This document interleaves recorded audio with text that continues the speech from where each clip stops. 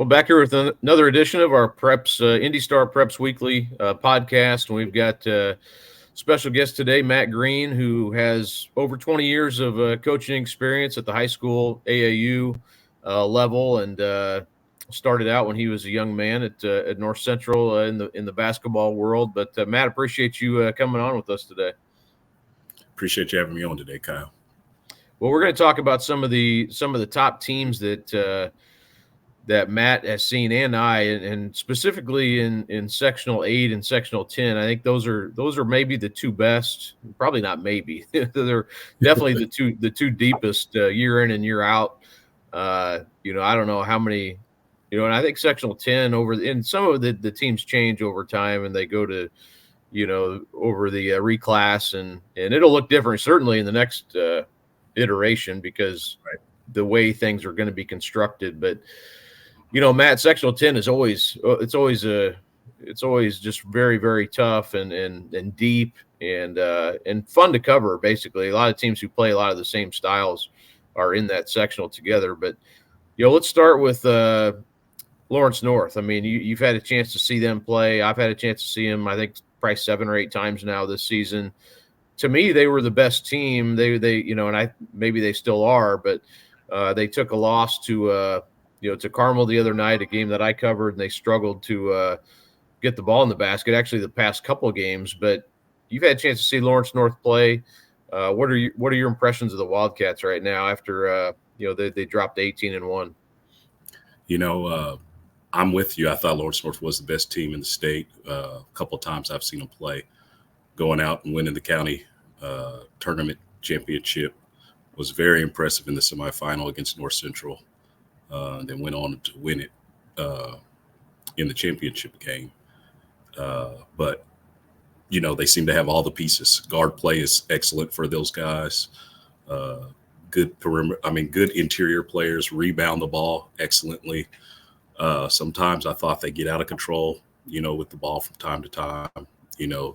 Late in games, uncharacteristically as when Coach Kiefer was there, I thought that late in games, you almost knew if Lawrence North had a 4 or 5 point lead, it was going to be tough for you to get the ball back and score.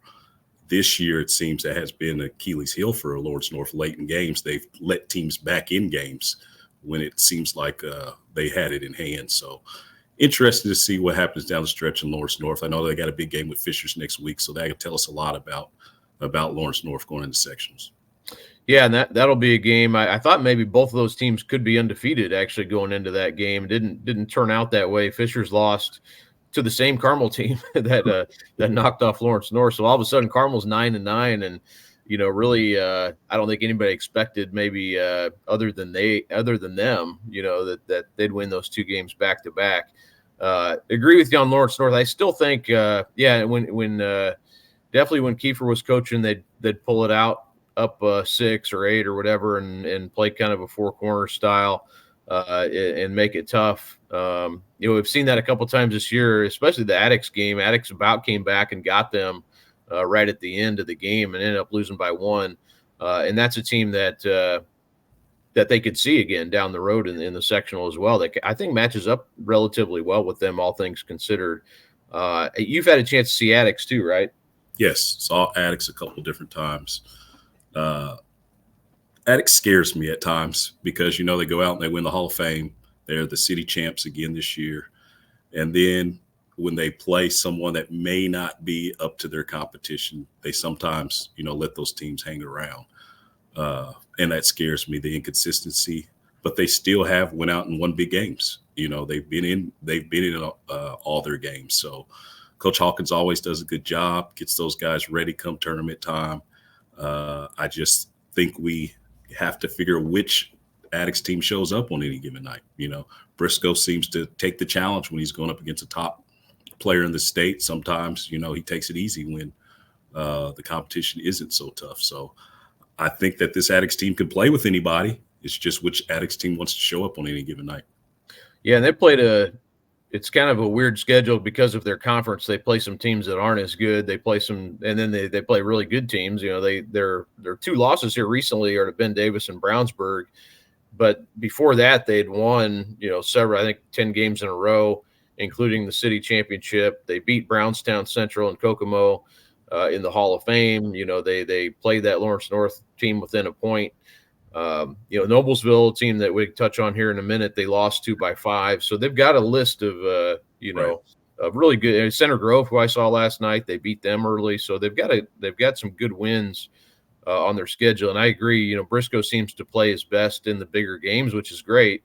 But also, sometimes, doesn't always maybe bring it fully against teams that they don't, that maybe they overmatch a little bit. So, but I think their guard play, to me, that's going to keep them in games. Right. They have Mason Lewis, Ron Rutland, Chris Hurt. They've got guys who've been in big games. They can control pace. If they get a lead, that's an advantage for them as well. So to me, I think they match up pretty well with the teams in the sectional. And you've seen Cathedral as well, right, Matt? Yeah, I watched Cathedral in that championship game against Addicts. I was very impressed with Coach's team over there at Cathedral. He does a good job, Delaney. And it just was, I think that they let Addicts,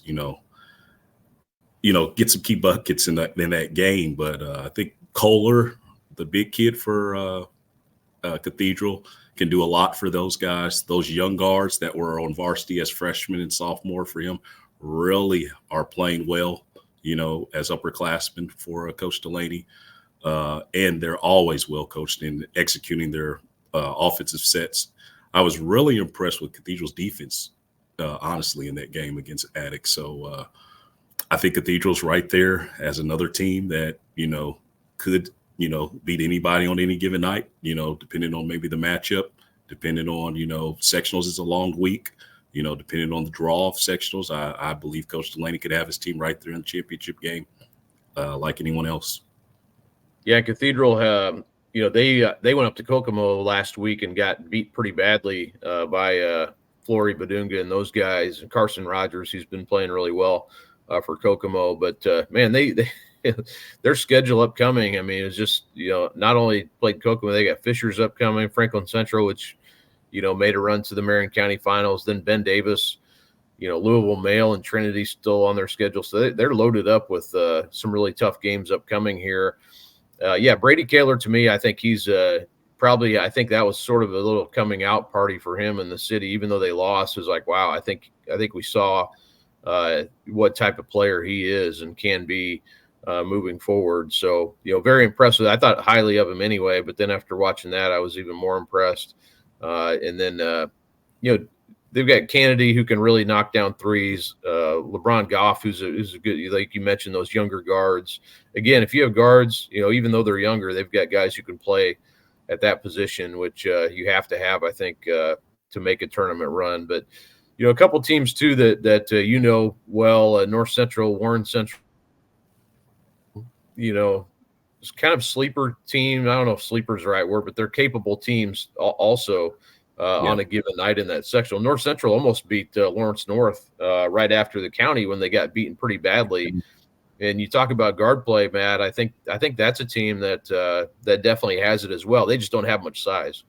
Exactly. Poppy Rivera, Jackson Bell, both two really good guards for North Central.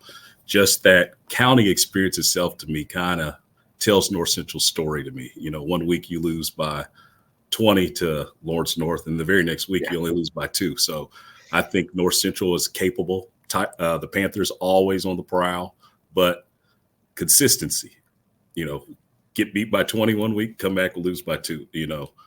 North Central gets that consistency and they show up every night. They can play, they can win, and like you said, guard play is a big, big deal when it comes to tournament time. And they do have two really good ones along with some other Nigel. He's really good for them. Tim Williams is really good for them. So, they have some guys who can play. It's just which North Central team, kind of like Addicts, wants to show up that night, because they're capable. Yeah, I've been impressed recently seeing Tim Williams. I think he adds another, toughness level at that guard spot for him. It's funny. Poppy Rivera, I talked to him a little bit for the YouTube video, and I remember him running around there, and I don't even know how old he was, maybe 3 or 4, making shots that I don't know if anybody's ever made as many shots in that gym as Poppy, going back to just shooting around at halftime and stuff like that. Right. But and then Warren Central, Matt, I don't know, have you had a chance to see them play this year? I have not seen Warren this year, but I know Warren pretty well. Last year I coached over at Warren Central, so I know him pretty well. Chris Byers taking over. Different philosophy, probably getting used to new coaching staff. But, they still are capable team going out there and giving anybody a tough game.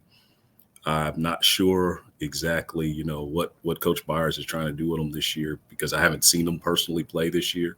But I do know that there is talent over at Warren, and, given the right circumstance, Warren Central can put up a tough competition for anybody. Yeah, I thought they were starting to come around, and you could see kind of the seeds of his philosophy kind of, you could see it kind of starting to bear some fruit. And then they've kind of been on a little bit of a tough stretch here.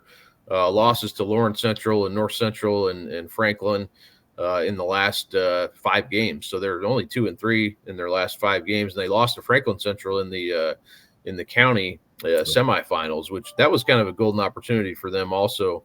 I thought that they kind of let get away, and Franklin Central took it, to their credit in that game. But yeah, they're sort of a team you can see what they're going to be. I think in the future, I don't know if they can put together a full week in the sectional or not. Javon Guess, I like. His body looks a lot better. He just tough inside player for them. Kirby at the guard spot. He's sort of a wild card. He can he can shoot you into games. He can hit some threes, and then of course Jackson does a good job too. He can get hot. So they've got some guys for sure. Yeah, they definitely do. And like you said, I'm with you, Kyle. I don't know if they could win sectionals, but they could maybe knock out somebody that we don't think they should beat in sectionals. So they're going to be a tough out. Yeah, and then Tech also has been playing a little bit better, probably better than people thought. 11-7 on the year, but they have not beat any. They're 0-3 against the other sectional teams. So again, hard to see them making a run all the way. But they're another team I think that could give people some trouble. And then Lawrence Central, I know you haven't seen them yet this season, Matt, but they're also a team that's been playing better. Like I said, they beat Warren, beat North Central. I saw them early in the year. They beat Franklin Central, and then saw them lose to Chesterton, but in a close game. Phil Washington coaching there now. They're playing probably a little bit more up tempo than they have in the past. But again, another team I would put in the same mix there. I actually think they're as good as some of these teams. Just doing it consistently. What are they going to get out of, inside, players? They don't have a ton of size at this point. But again, pretty good guard play. Albert Gooden, the third, is there as obviously the lineage of his grandpa who coached there, and just a tough kid. And then, they've got some other guys too. Bryson Luter, who plays quarterback for them, and, on the football team. So they've got some guys who can make it tough. Yeah. Yeah, no, I know Phil Washington always does a good job. So I'm excited to see Lawrence Central play. I haven't got a chance to see him play this year, but I know that he's been over there on that staff, and he knows what he's got to work with, and it's going to do a good job.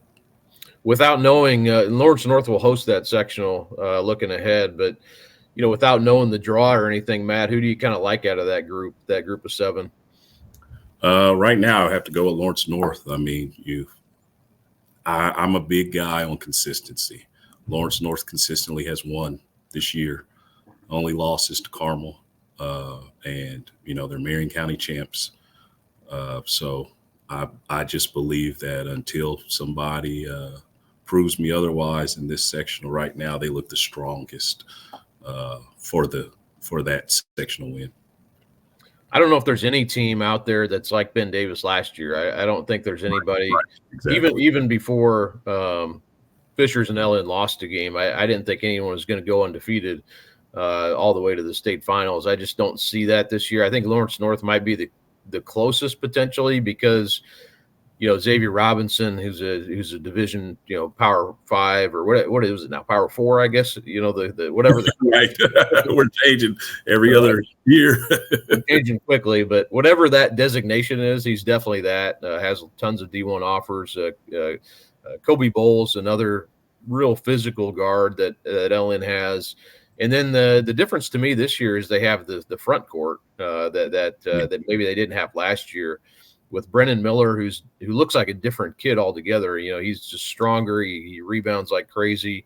And then Kai McGrew, who came in from Colorado, who, he's another sophomore at 6'8", and he's a really good rebounder. He can score. So you got some size, that they didn't have last year. And I think if they can put it all together, they're probably the closest to that Ben Davis team.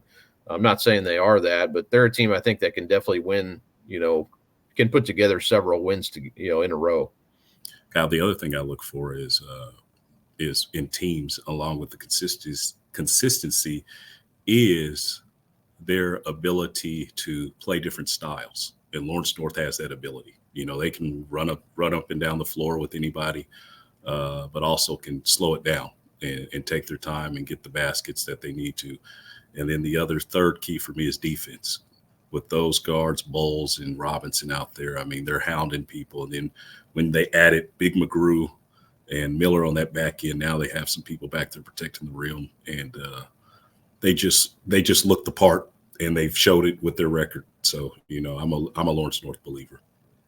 Yeah, now we'll see how they come back from that loss to Carmel. They did beat Fort Wayne Northside, who's a little bit I wouldn't say down there. I mean, they're 12-7. They're but a little bit lesser of a team. They did beat them handily on Saturday afternoon, but now they have Ben Davis coming up Friday night, and that's basically for the MIC title. The MIC's obviously different now with just 6 teams, but if they can win that, that'll put them in position to win the MIC. And they still have Pike left to play, but Pike's a little bit down this year, so in pretty good position. But Ben Davis also, Matt, and I don't know if you've seen them this year. I had a chance to see him play his Saturday.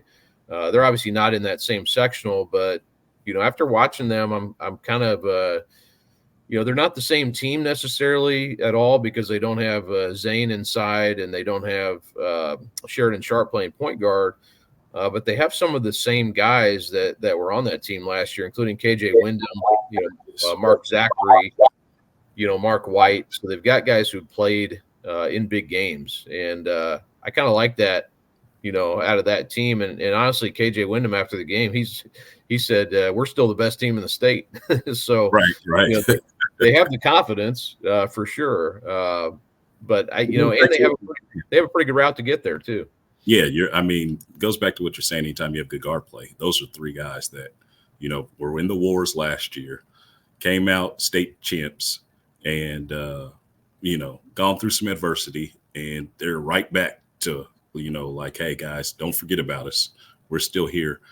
I mean, when you're starting off with Mark Zachary as your point guard, absolute dog on defense. I would hate for him guarding me, and then he still can score on the other end, super athletic, guard. And then KJ Wyndham fills it up, don't let him get hot. He reminds me of, I was on the wrong end in my first year at Warren about 2 or 3 years ago when CJ Gunn got hot. Oh, yeah. And hit about 6-7 threes, and that just to me is how KJ Wyndham is. At any point in time, he can just get hot and it just go off on you. And his body looks better this year to me. Mm-hmm. Like he's filled out a little bit, a little stronger. And then White is just the ultimate competitor to me. He's going to get after it, on both ends of the court. So when you have those 3 guys out there, I mean, you're giving yourself a chance. And they have that state championship pedigree. So I'm looking forward to see what Ben Davis can do too. How much do you put in as a guy who's coached? I mean, they do have a different, coaching situation this year with Don Carlisle. He's planning, he'll be back next season, but right now Corey Taylor is the interim coach, and he was on the staff, but it's sort of a different feel. And I'm not saying and they aren't just as talented either. I mean, obviously you lose Right. some of those guys. So not putting that on Corey Taylor's back that they're not undefeated or something, but there is a difference, right? I mean, when you go from one coach to the other, even if he was on staff. Oh yeah, difference in approaches to different things. Most definitely. The one thing I will say is they have had a season to be underneath him. So at this juncture in the season, we're getting to the final games of the season. That stuff should be worked out. Now, different scenarios that may pop up that he hasn't had to deal with, along this year come tournament time may be different. Carlisle had those guys, I remember Zane and those guys playing like JV and varsity as freshmen. So, Right. So they had been with Carlisle for a while and knew how he approached things. With Taylor, maybe a little bit different. They would have to get used to him in a short period of time going into, 1 week of 3 or 4 games in it. How do we approach that? So it'd be interesting to see how Taylor handles that. And they're 14-4 right now. Their sectional is definitely, it's not easy, but they're playing at Southport this year in the sectional. Franklin Central's in that group, which actually beat Ben Davis in the county. So I'm sure the Flashes will have their attention if they do meet again. And then you have some teams that are dangerous. I think even Pike at 5-12 is always, any Pike Ben Davis game that could go any way. You just never know. Decatur Central's 9-7. Casey Berry's a 1,000-point guy. Malachi Cunningham's a good player, so they've got some talent. Southport's been a little bit, surprisingly, 7-10. I think there wasn't much expected out of them. I wouldn't expect them to win the sectional or anything, but they've been pretty good. And then Ron Colley has, they're 10-8 right now, and they've got some guys too. So, but I still think Ben Davis pretty clearly the best team, and then Franklin Central probably a pretty strong case as the second best team. Yeah, I agree with that. The other thing I wonder about with Ben Davis is with Coach Taylor is, let's say we agree Ben Davis is the favorite going into that sectional. If they get down early, how does he deal with that? That scenario, we're not playing well. How do I get my team to get out of this funk they may be in early in a game, or even a close game down the stretch? What calls does he make? So, that plays into the part of what you were saying, Carlisle not being there where we've got a new guy. How does he settle the troops down and, and come out with a victory in some of those types of games? And they do have, the staff is largely intact, so I think that helps. But you do have some, like Mark Zachary's playing point guard now, in which he wasn't. He was playing off the ball last year mostly. He did handle it some, obviously, but KJ Wyndham kind of going from, sort of being the next option down to being the main option. Which I know he likes that, but he played well in it. Just different roles, Exactly. And Tavion Williams, I was impressed with him. He played well Saturday. He's stepping into that big man role, and they've always done a good job developing their big guys under Carlisle. So he's the next one in line. So, like that team. Let's change gears here to Sectional 8 a little bit, Matt. I know you've seen some of these teams. Fishers has probably been better. They lose Jalen Harrelson, and all of a sudden they're number 1 in the state. And it's kind of weird. I mean, not like Harrelson was a very unselfish, assist guy. Scored obviously. A real good player, all around good player. I think part of this is just you have guys who are better than they were last year on this team, such as Keenan Garner. But what are your thoughts on this Fishers team at being 18-1? Are you surprised by this? So going into watching that Fishers Westfield game, knowing that Fishers had just gotten beat by Carmel, and then Carmel goes and, like you said, beat both Fishers and Lawrence North, in a short period of time, that was pretty impressive. But, I was interested to see how Fishers was going to bounce back, with another top 5 opponent, to play. The thing that impressed me the most about that game is Fishers' ability to have multiple ball handlers. Garner being able to handle the ball, and their athleticism and quickness, to me, bothered Westfield. When John Anthony Hall was guarding Buchanan, it was a matchup that I watched a lot, because now he's having to go up against a really athletic kid who can stay with him and it seemed like it was tough for Buchanan at times with that matchup. And then the other matchup with Book and Garner, and I think they also put Morton on him, on the defensive end. And I thought that Garner was able to take advantage of the strength he had against Morton down low on the offensive end, but give Book trouble on the defensive end because of his quickness. He just couldn't seem to make his moves as easily as he has probably in the past against other guys. So I thought the matchups were just in Fisher's, for Fisher's in that game. But I was really impressed with the young guys. Cooper Zachary, Jason Garden Jr. Comes off the bench and gives them a good spark. But Westfield, being a rivalry game, they were right there. I thought that it was key going into the third quarter. Westfield is up by 4, tries to go and score a layup inside, running down the clock, misses, and Fisher scores on the other end on a breakout with at the buzzer to close it to a 2-point game. And then I think they both scored maybe 4 or 5 points in the fourth quarter. I think it was 7 to Fisher's 5 for Westfield. So, really came down to the end, but, Fisher's was able to pull it out, was impressive. And then I was impressed with, after that victory, they go the next day and go up to Illinois and beat the number 1 team in Illinois. So it just showed me, hey, every team has a bump in the road. Theirs happened to be Carmel, but they were able to respond with 2 big-time wins.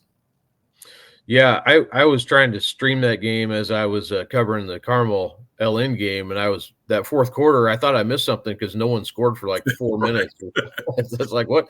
It was a glitch or something, because those teams normally are pretty high-scoring teams, or at least Fisher's has been. Westfield more of a defensive team, but obviously can't score. What were your thoughts on Westfield? Because I've seen them a few times too. They're a little bit, they play through Book a lot, but Buchanan, he does a lot for them too. They've got 2 guys who do a lot of scoring, and then some role guys that have definitely gotten better.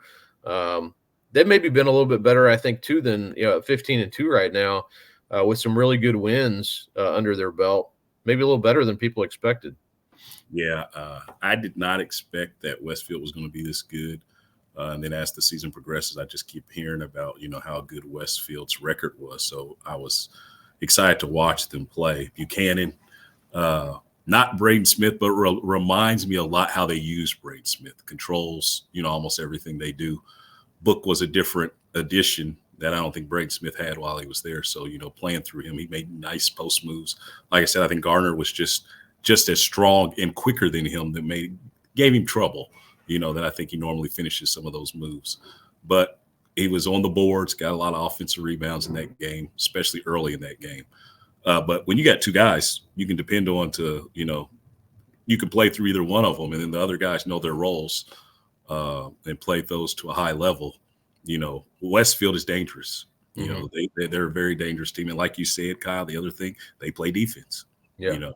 I just thought the Fishers Westfield was a bad matchup for Westfield at times, different players. And I think Fishers allowed Westfield to get control of the game in the third by putting some lineups out there that didn't fit them still having the advantage.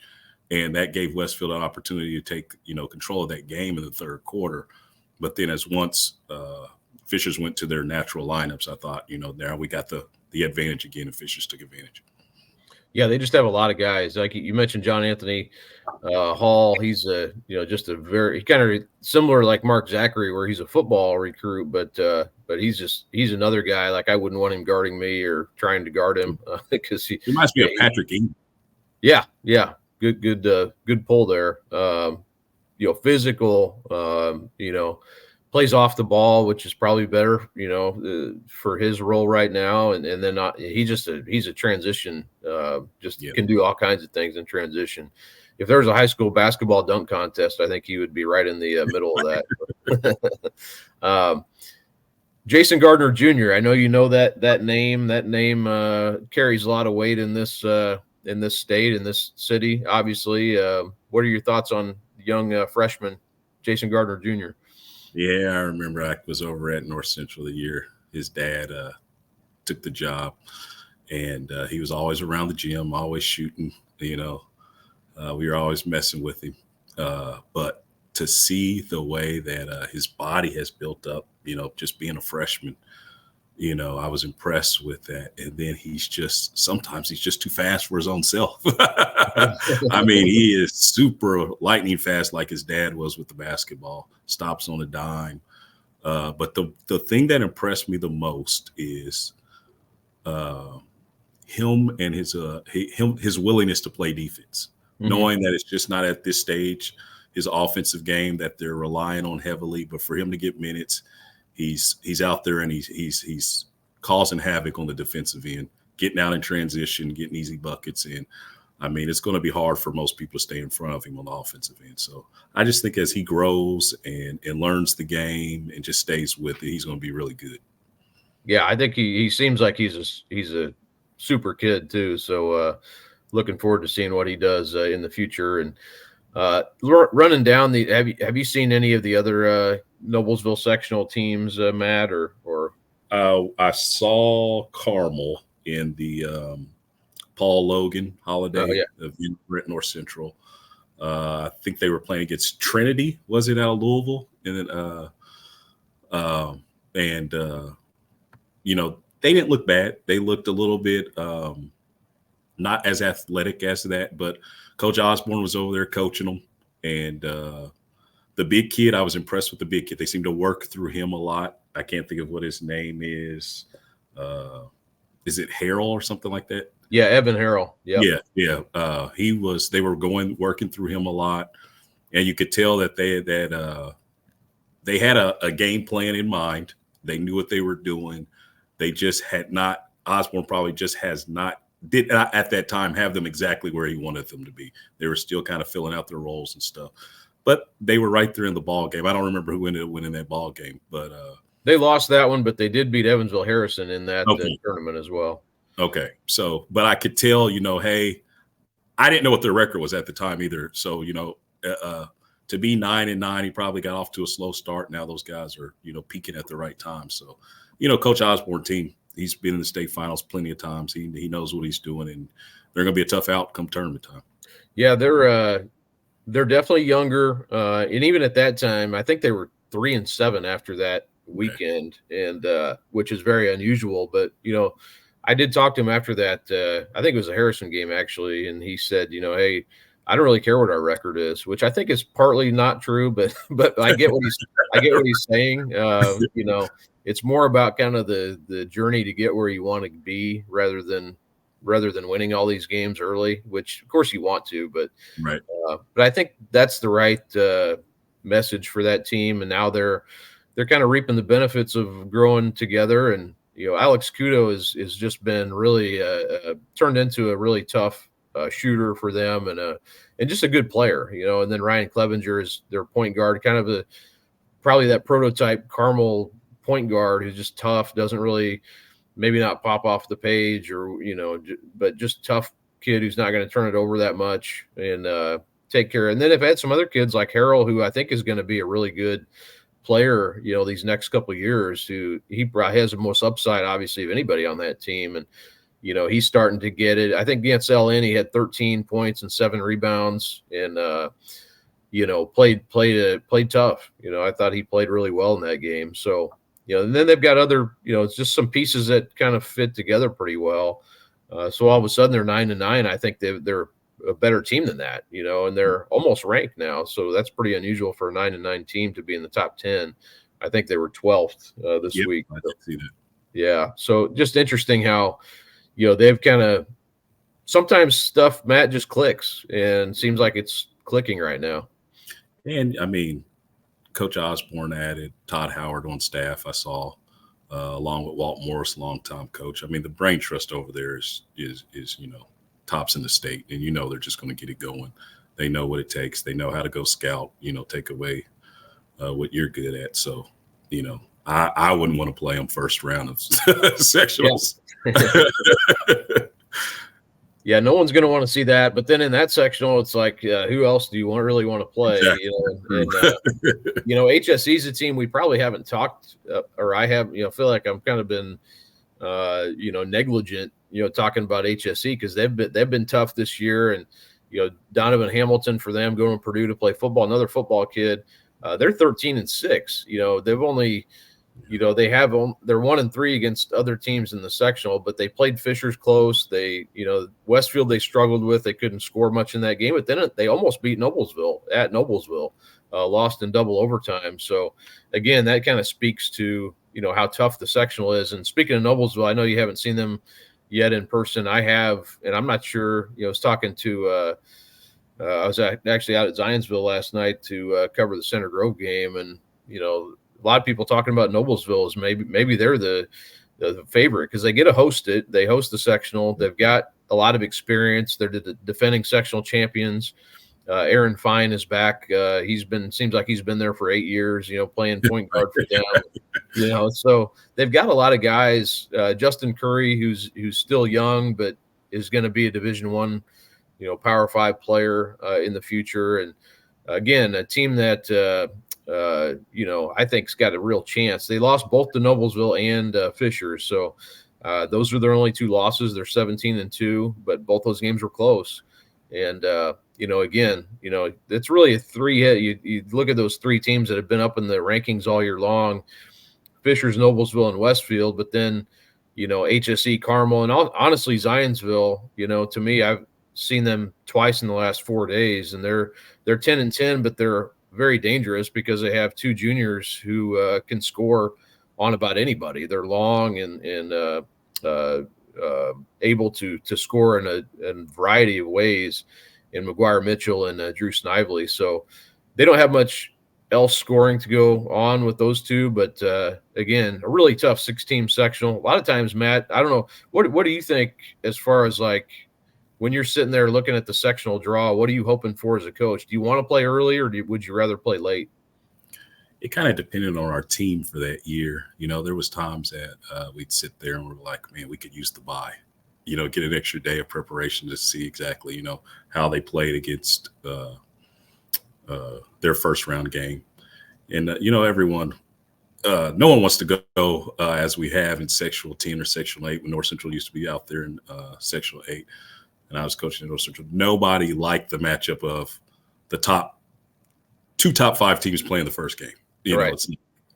Was it going to be packed? Yes. Was the hoopla going to be there? Yes. But it's like, man. And normally, Kyle, as you know, all these teams have seen each other probably at some point in time of the year. They've played each other. So, but the one thing that stood out to me always in sectional is how the different head coaches handle their teams in sectionals, how they get them prepared for sectionals, and just certain teams you just knew, hey, I don't care what the regular season looked like.